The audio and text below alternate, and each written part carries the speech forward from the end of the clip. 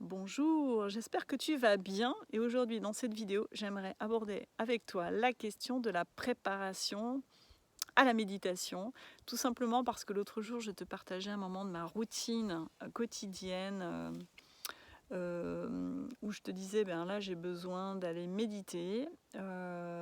Pourquoi? Parce que j'ai besoin de retrouver de l'espace à l'intérieur. Voilà, ça m'est venu comme ça et je suis restée un peu dans cette frustration de ne pas enfin petite, hein, de ne pas avoir partagé plus avec toi. Et finalement, ça m'a permis de revenir au contact de qu'est-ce qui avait pu faciliter dans ma vie justement l'intégration de cette pratique dans mon quotidien, qui est vraiment une pratique pour moi précieuse et rare. Et ensuite, ça m'a permis de revisiter un peu toutes les questions récurrentes qu'on me pose régulièrement, que ce soit avec mes coachés et également dans ma vie personnelle avec mes amis, où je sens vraiment que la plupart du temps, les gens sont quand même un peu démunis avec cette question: comment aborder la méditation, comment l'intégrer au quotidien dans sa vie. Et souvent on me dit: bah, Laurence, quelles sont les clés pour toi? Est-ce que tu pourrais nous donner des conseils? Alors aujourd'hui, je voudrais intituler cette vidéo Petit traité à propos de la préparation à la méditation à l'usage des personnes qui se sentent engagées et qui se sentent un peu démunies. Voilà. Donc le titre étant posé, pour moi, vraiment la première règle, c'est justement, je te disais, l'intelligence du vivant, elle se manifeste avec écologie et avec économie. L'idée, c'est de suivre vraiment ce fil toujours, tu vois, pour trouver les réponses en toi. C'est-à-dire que là où tu vas y mettre le moins d'énergie possible, là où ça va être le plus plaisant possible, ça sera économique en énergie et ça va être écologique parce que tu vas y trouver un certain confort. Donc je dirais que c'est la première règle en fait, c'est l'enthousiasme. C'est l'enthousiasme et ce qui va te permettre de poser une décision et de te séparer de toutes les autres possibilités avec facilité parce que ton énergie elle va s'engager naturellement, quoi. Ensuite, donc, la deuxième règle que j'aurais envie de poser, c'est le moment de la journée. Je te disais dans la story, là, c'est le soir, c'est la fin de la journée. Alors, l'intelligence du vivant se manifeste sous forme de pulsation entre des polarités. Et donc, les points de passage, justement, entre les polarités, sont des moments qui sont vraiment propices à entrer dans cet espace de la méditation, justement. Et donc, nos journées se pulsent entre le jour et la nuit. Et donc, il y a deux moments de passage qui sont propices. C'est le moment du lever du soleil, c'est-à-dire au moment de l'aube, et le moment du crépuscule, au moment du coucher du soleil. Parce que énergétiquement, ce sont des moments, justement, de passage où la qualité de l'énergie va finalement être un support pour toi et faciliter justement la pratique.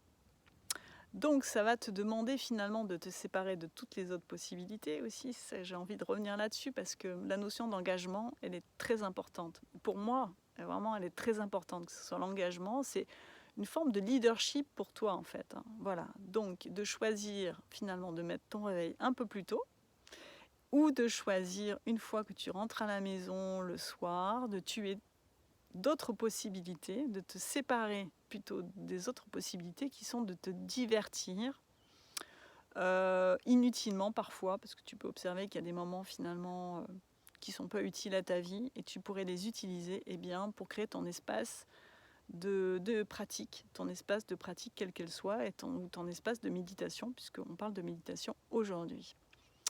Donc ça, c'est la deuxième règle, de choisir vraiment ce moment propice. Alors ça peut changer, évidemment, ça peut être parfois le matin et parfois le soir.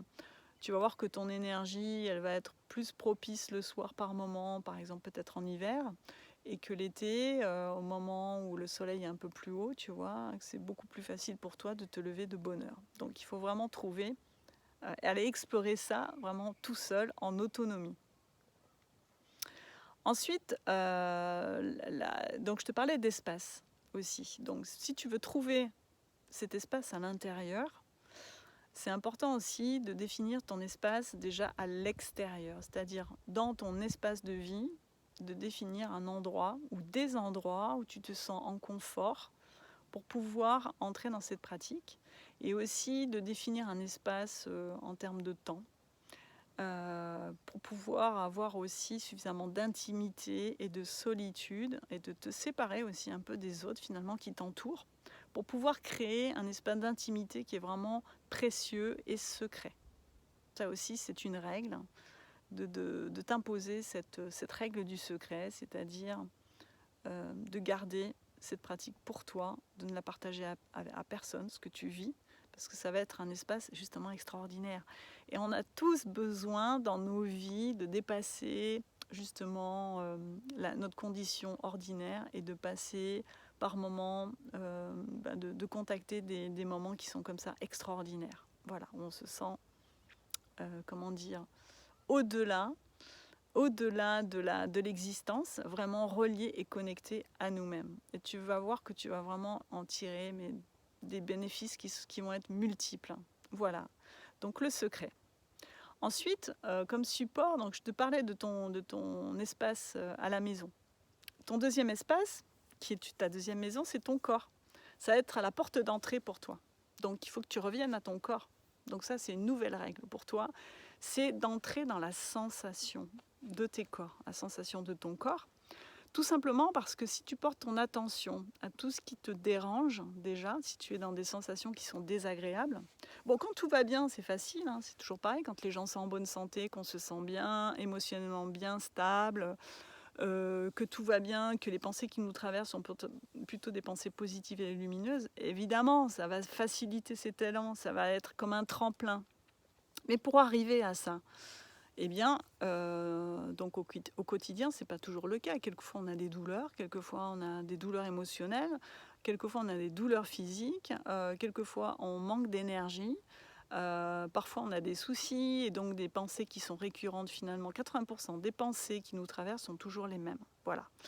Donc moi, je t'encourage, donc la nouvelle règle, d'entrer dans la sensation et de venir visiter, un peu comme si tu faisais le tour du propriétaire, de venir visiter ces espaces dans ta maison, tu vois, ces espaces de douleur, ces espaces d'inconfort, ces espaces où tu manques d'énergie, ces espaces d'émotions qui vibrent bas, ces espaces en termes de pensée aussi au niveau de ton mental, qu'est-ce qui me traverse.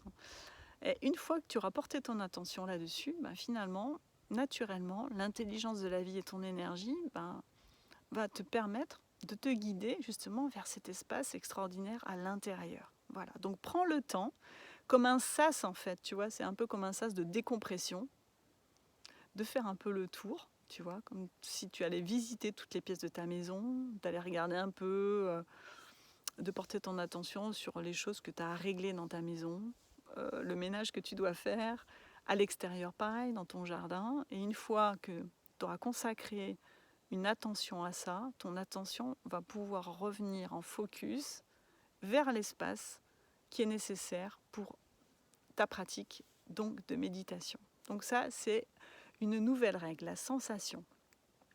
Ensuite, le fil conducteur de ta pratique, ça va être le souffle. Donc c'est important aussi que tu reviennes dans la conscience de ton souffle, c'est-à-dire la conscience du souffle. C'est-à-dire quoi? C'est la manière dont tu respires, où se pose ton souffle dans le corps, quel est le rythme de ton souffle, quelle est sa qualité, et aussi d'observer ces moments de passage entre inspire et expire. Puisque je te disais justement que ce qui va faciliter ta pratique, c'est d'entrer en contact avec ces moments entre deux, ces moments de passage. Donc le souffle, observe vraiment ces moments de passage et porte ton attention sur ces moments de passage.